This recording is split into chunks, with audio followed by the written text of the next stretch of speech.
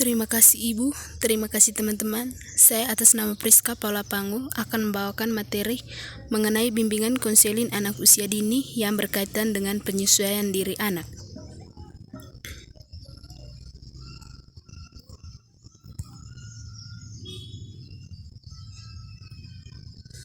Di sini yang pertama, apa itu bimbingan dan konseling? Bimbingan dan konseling adalah upaya sistematis, objektif, logis, dan berkelanjutan serta terprogram yang dilakukan oleh konselor untuk memfasilitasi perkembangan konseli guna mencapai kemandirian dalam kehidupannya.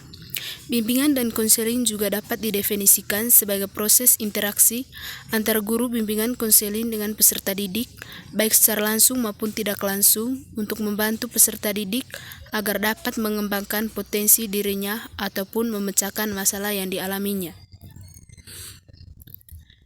Di sini ada pun hakikat penyesuaian diri. Sejak lahir, manusia telah diajarkan bagaimana dapat hidup bersama orang lain. Dengan kata lain, di dalam diri manusia telah ditanamkan sejak kecil bagaimana cara bersosialisasi dengan baik. Di dalam membangun dan memelihara suatu hubungan, terjadi suatu proses interaksi sosial. Dalam proses tersebut, individu menginginkan suasana yang dapat menciptakan suatu keharmonisan, sehingga secara psikologis, kesejahteraan dan kebahagiaan lahir batin dapat tercapai. Penyesuaian diri dapat diartikan sebagai penyesuaian sosial, yaitu kesanggupan anak untuk dapat bereaksi secara efektif dan harmonis terhadap realitas sosial dan situasi sosialnya, serta bisa menjalin hubungan sosial yang sehat.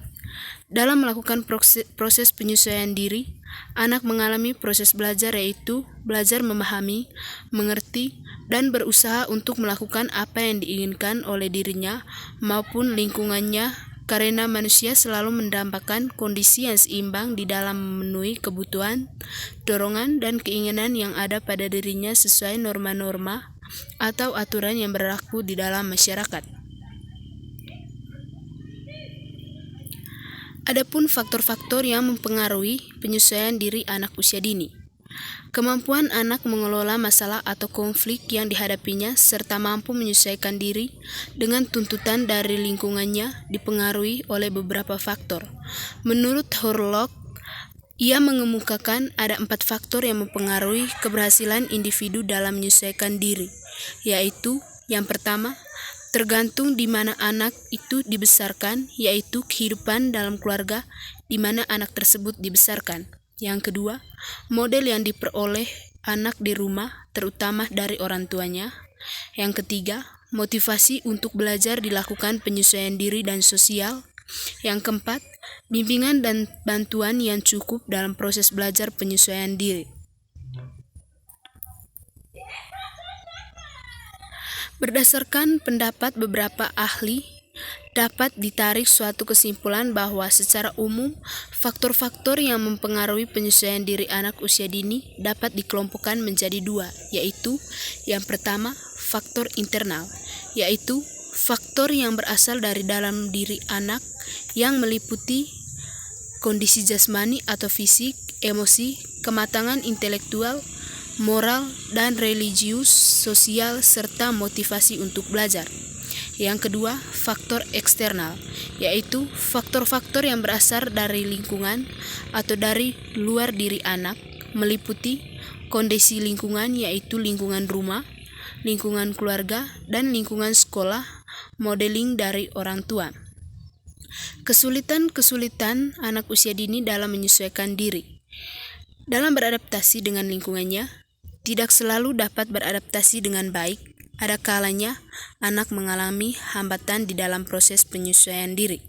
Penyesuaian diri yang gagal yang disebabkan karena ketidakmampuan anak dalam menghadapi hambatan-hambatan dan mengatasi kegagalan-kegagalan yang terjadi mengakibatkan ketegangan, rasa frustasi, perasaan bersalah serta rendah diri yang akan membuat individu merasa tidak nyaman bila berada pada suatu lingkungan atau kelompok baru.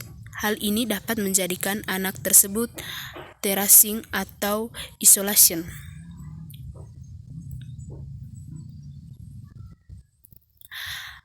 Di sini ada juga 4 kondisi yang dapat menimbulkan kesulitan bagi anak untuk melakukan penyesuaian diri dengan baik, yaitu yang pertama, bila pola perilaku sosial yang buruk dikembangkan di rumah, maka anak akan menemukan kesulitan untuk melakukan penyesuaian sosial di luar rumah.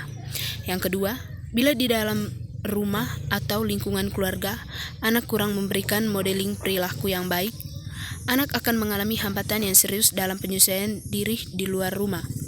Anak yang ditolak oleh orang tuanya atau meniru perilaku menyimpang dari orang tua akan mengembangkan kepribadian yang tidak stabil, agresif, serta dapat mendorong anak untuk melakukan tindakan kriminalitas bila ia dewasa.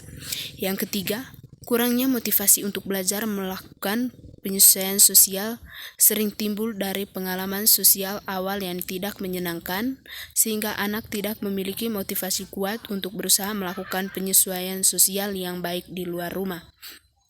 Yang keempat, meskipun memiliki motivasi kuat untuk belajar melakukan penyesuaian sosial yang baik, namun bila anak tidak mendapat bimbingan dan bantuan yang cukup dalam proses ini, maka anak tidak akan tahu bila perilaku atau tindakan yang dilakukannya benar atau salah. Dalam penyesuaian diri anak juga, anak dapat belajar dengan ia bermain, misalnya di taman kanak-kanak. Bukan sekolah tempat anak belajar, melainkan taman tempat anak bermain yang diisikan dengan kegiatan edukatif dan atraktif yang menyenangkan buat anak. Ini adalah salah satu cara penyesuaian diri anak. Dengan ia belajar seni dan hiburan, misalnya melakukan drama atau atraksi-atraksi lain yang dapat menghibur anak, atau itu yang merupakan salah satu penyesuaian diri anak. Kemudian story dan action, misalnya anak menceritakan sesuatu di depan teman-teman dan melakukan drama atau action. Itu juga merupakan salah satu bentuk penyesuaian diri anak, di mana anak dilatih membina mentalnya dan mengembangkan minat dari anak tersebut. Sekian materi yang saya bawakan tentang penyesuaian diri anak. Terima kasih.